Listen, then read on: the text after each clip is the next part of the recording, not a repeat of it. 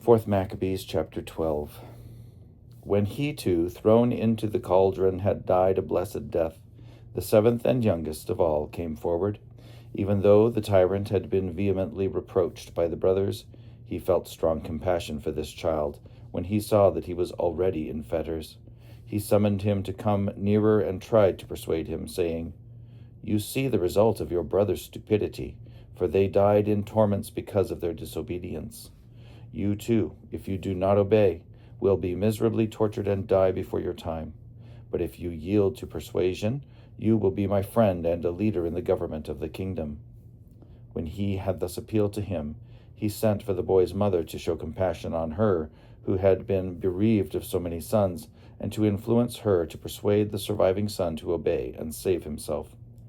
But after his mother had exhorted him in the Hebrew language, as we shall tell a little later, he said, "Let me loose, let me speak to the king, and to all his friends who are with him." Extremely pleased by the boy's declaration, they freed him at once. Running to the nearest of the braziers, he said, "You profane tyrant, most impious of all the wicked, since you have received good things and also your kingdom from God, were you not ashamed to murder his servants and torture on the wheel the athletes of piety? Because of this, justice has laid up for you a more intense and eternal fire and tortures, and these throughout all time will never let you go.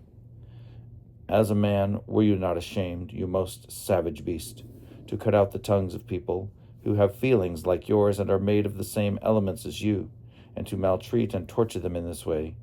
Surely they, by dying nobly, fulfilled their pious duty to God, but you will wail bitterly for having killed, without cause, the contestants for virtue." Then, because he too was about to die, he said, "I do not desert the excellent example of my brothers, and I call on the God of our ancestors to be merciful to our nation.